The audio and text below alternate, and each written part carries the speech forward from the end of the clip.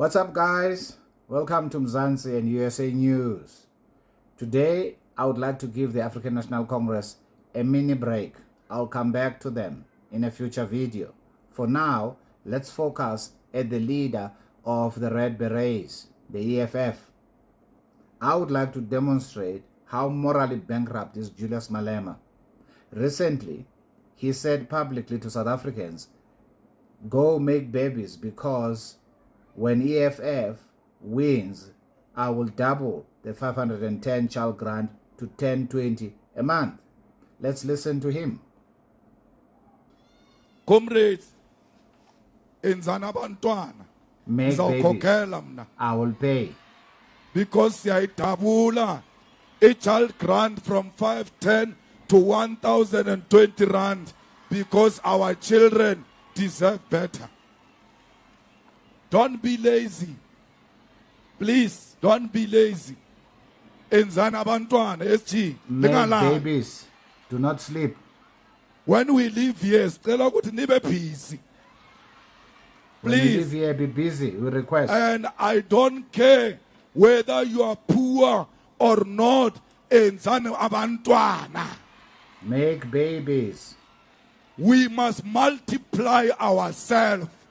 We must leave legacy through our own children. They say to me, why do you say people must make children? They are poor. How are they going to feed these children?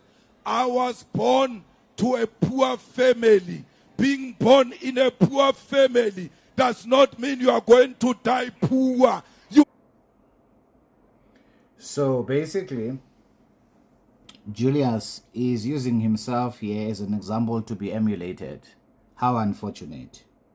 Did you observe that Julius did not care whether those people are single, married, or adults? Pregnancy affects the future of a girl child more than it does boy children, since girls are the ones who must miss school and possible success opportunities because they must carry a baby to a full term. Can you see how much thought Julius gave to this idea or to his utterances? To me, it's like zero thought. Now, Julius further foolishly asserts that just because you are poor does not mean you cannot improve your poverty situation. This is unfortunate because no one is making that argument. He's strawmanning his audience. The point is this: people should not have children at all before they are self-sufficient. What does that mean? What does it mean to be self-sufficient? We'll get to that just now. But what is important is this: if you are not self-sufficient, you'll perpetuate the cycle of poverty in your life and you'll remain a charity case that depends on the government handouts, the so-called grants. Government has no money. Their so-called money comes from heavily taxing those of us who are paying tax to make those funds available in a form of a grant to those who are not self-sufficient. What does it mean to be self-sufficient? Well, let's listen to this. Being a mayor of a city such as Cape Town with so interesting dynamics, what were some of your most basic challenges to get your message across or to get your work done? The things people inflict on themselves and then blame the state for is a major difficulty. The extent of drug abuse in Cape Town is totally horrific. Now, we push the police all the time. We know that in some cases the police are corrupt and facilitate the drug lords. We have been trying to push back on this as hard as we can. But if you start taking drugs, you are likely to become addicted. And if you become addicted, nothing the government or anybody else does for you will get you out of poverty. Yeah. That has to be a personal choice. Now, often it's very difficult for people when they grow up in homes where the parents are drug addicted or alcoholics or whatever to escape that cycle. But if we cannot break the grip of niobe, as you call it up here, of tik, of unga, of all of those kinds of things that we've got in Cape Town, we're going to sit with an underclass that can't be rescued by any intervention with this extreme level of addiction, which we have. That is one massive issue. The other thing is teenage pregnancy. Yeah. You know, teenage pregnancy traps people in poverty. I'm not saying here from a moralistic standpoint. I'm saying just for a simple standpoint of beating poverty. We have regularly girls of literally as young as 10 getting pregnant. 10, 11, 12. 14 is routine. 16 is absolutely routine. Girls must finish their education before they fall pregnant. In fact, not only must they finish their education, they must find a man who is going to take being a father very seriously before they have a baby. Yeah. Because truly, raising a child as a teenager will trap you and the child in poverty and probably drug addiction for the rest of your life. Yeah. And prostitution or whatever it takes, because you've got no skills, you've got no capacity to earn a living. Drug addiction and teenage pregnancies are an absolute evil that no government on its own can deal with. It's got to be a societal culture that deals with that.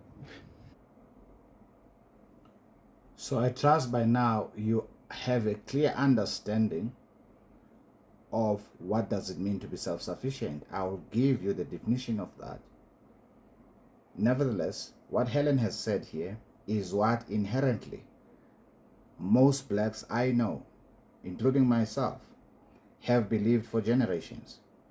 Each of our parents have desired that their kids will do better than they did. Hence, none of my generation or my parents will encourage teenage pregnancy or pregnancy out of wedlock. Of course, there are exceptions to the rule, but I am not talking about exceptions here. Here is an example of a black person on record echoing Helen's sentiments, howbeit from a completely different country. Listen to this. According to a recent Washington Post Ipsos poll, 51% of Black Americans do believe that racism will get worse over the course of their lifetime. Let's say you're president. What do you say to those Americans? Racism has never been a less important factor in American life. This is the only country, majority white country, that's elected and re-elected a black president. The formula, as I just now mentioned, for success is very simple. Finish high school. Don't have a kid before you're 20 years old. Get married first. Why do you suppose, as you and I are speaking, Brittany, Haitians and Haitians... Did you hear that? Did you hear that? That's exactly what Helen said. Don't have children, finish high school, and I'll add, in South Africa, get yourself a degree, get employment, don't have children before wedlock. Did you hear that? That's a recipe for success. That is what self-sufficiency means. Larry just simply, within those few words, defined what does that mean. Let's hear him out. Are lining up for a lottery to get into this country because America is systemically racist, because they know this is a land of opportunity. That's why people want to come here. I mean, I don't buy into this notion that America somehow is trying to hold people back. It's in everybody's best interest for black people to do well.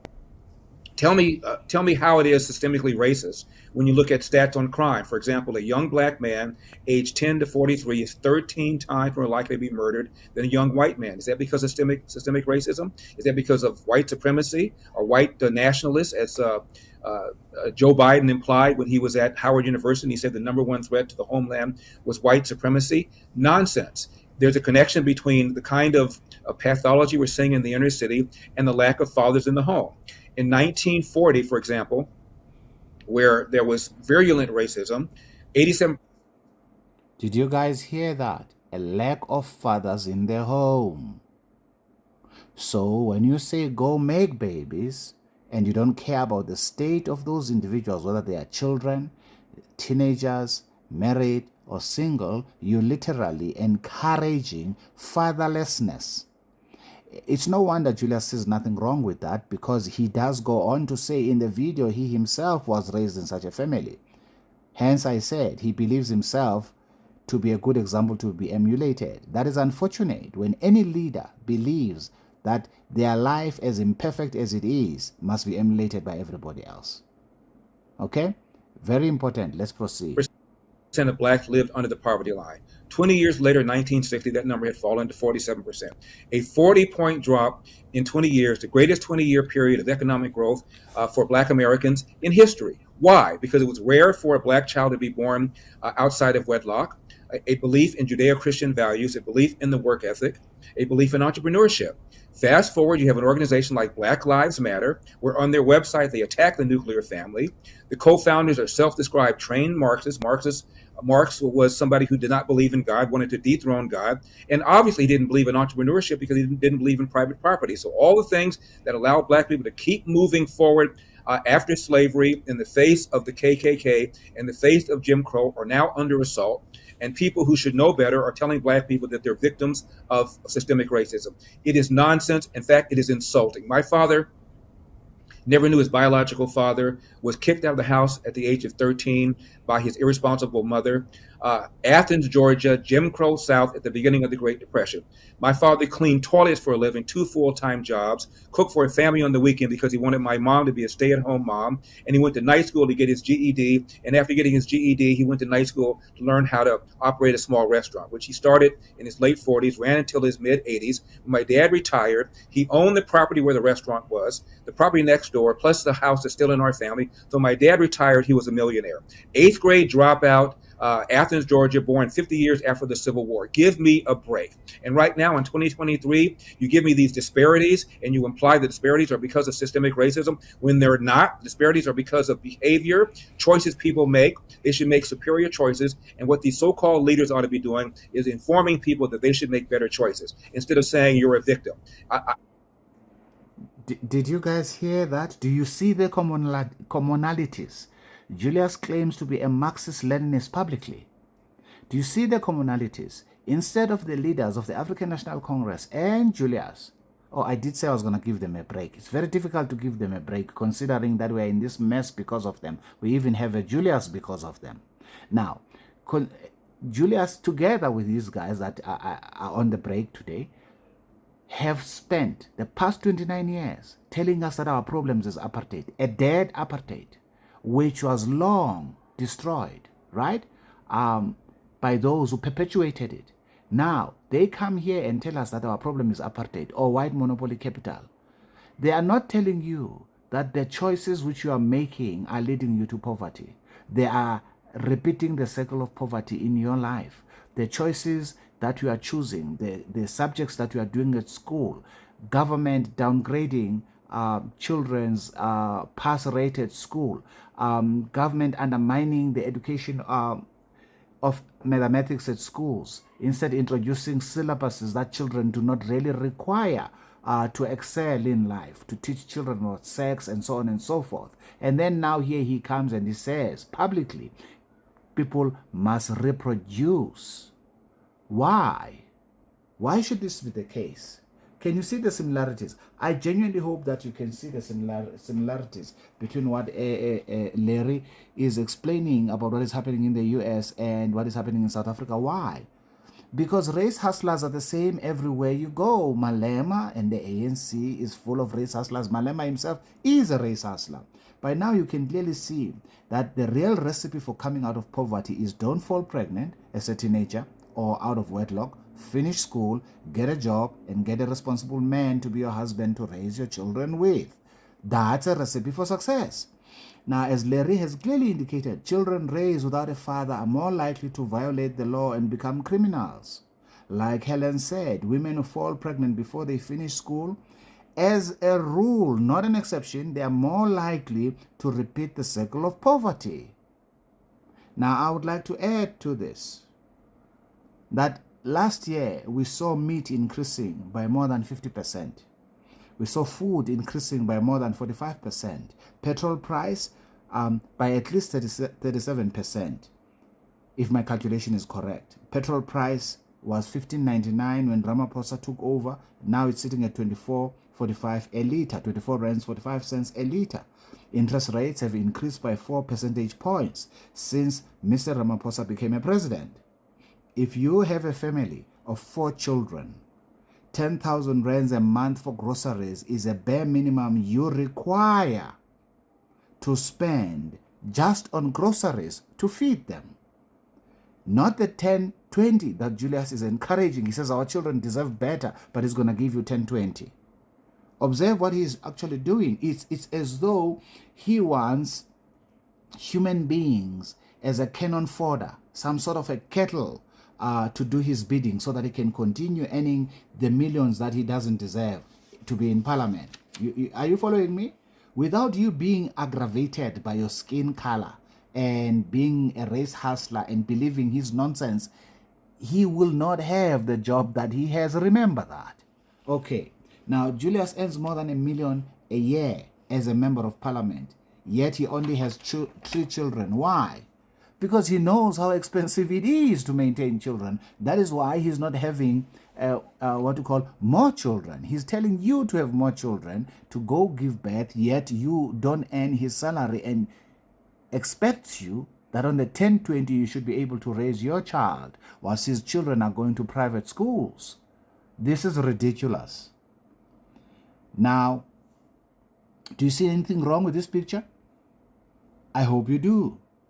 Now I know that Julius has a high number of followers who practice what is called a stir fry of foolishness marinated in dung. A group of people who cannot reason, or whom we cannot reason with, because their attitude is, do not confuse me with facts, my mind is made up. I'm obviously not talking to such loonies here, but to reasonable South Africans, to wake up and smell the coffee. Observe, Julius is not promising jobs because he knows his communist policies will create none. So he is content to encourage you to make babies so that he can increase your grants. Whilst he is living a multi-millionaire life, you will be jobless and dependent on a grant. Is there nothing wrong with this picture? A child or a human brain is only fully developed at 25. To raise children requires tremendous mental fortitude and a financial muscle to sustain your family, failing which poverty will reinvent yourself in your life, meaning poverty will be your portion. Please like the video and subscribe to the channel if you have found the video informative, and click the notification bell so that you can receive my content in future as and when I release new material. We have to say no to this mambo jumbo, to this foolishness, this stir fry of foolishness marinated in dung, and grow up. Go to school. Get a job. Don't fall pregnant outside wedlock. That way we will raise fortified families that are mentally resilient to stand against any wiles that of the adversary or of the enemy that come against you. But if you are uneducated, you are unable to reason, to think certain things. This is very, very important. You will think that a grant of 1020 or 510 is a good amount to be paid to you. Based on what? Where is your pride as an individual, as a human being? Shouldn't you be getting a satisfaction from a rewarding job, your hard labor, and you are paid for whether daily, monthly, or weekly? I don't think people require social grants. I think people take social grants because they believe they have no choice. That's simply because the government of the day has not given them choice. They have taught them that this is the only way to go. This is the only way to go if you are implementing communist principles. But if you are employing capitalism, you are going to have investment in the country. You are going to remove policies such as employment equity, BEE, which are not enhancing black people, and you are going to create an environment conducive to investor confidence. That way, you are going to have more jobs and people will flourish and the country will flourish again. This did happen early in the ANC's tenure, or tenure, depending on how you pronounce it. But since 2008, up until now, it has been a steady but surely decline. Let's get out of this by voting appropriately. That means by voting out those who are in power and staying away from voting for people who are promising to increase your social grant. Until the next video, you have yourself a lovely one. And as I always say, if you are going to write nonsense, instead of arguing with the facts I've presented here, I'm going to delete your comment. Have yourself a lovely one. Ciao, ciao. Bye.